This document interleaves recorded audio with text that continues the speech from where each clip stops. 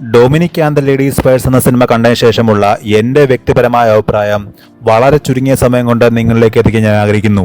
ഗൗതം വാസുദേവ മേനോന്റെ മലയാളത്തിലെ ആദ്യ സംവിധാന സംരംഭമായ ഈ സിനിമ ഒരു വ്യത്യസ്തമായ രീതിയിലൂടെയാണ് കേസ് അന്വേഷിച്ചു പോകുന്നത്. സാധാരണ പോലീസുകാർ കേസ് അന്വേഷിക്കുമ്പോൾ കണ്ടുവരുന്ന ചില സ്ഥിരം പ്രവണതകളുണ്ട്. ഒരു ഡിറ്റക്റ്റീവ് കേസ് അന്വേഷിക്കുമ്പോൾ അത്തരം പ്രവണതകൾ കുറയ്ക്കാൻ സ്ക്രിപ്റ്റിലൂടെ മാക്സിമം ശ്രമിച്ചിട്ടുണ്ട്. എന്നിരുന്നാലും ഒരു ത്രില്ലർ വിഭാഗത്തിൽ വരുന്ന സിനിമ ആയതുകൊണ്ട് തന്നെ നമുക്ക് അത്തരത്തിലുള്ള അനുഭവമാണ് കൂടുതൽ പ്രധാനം.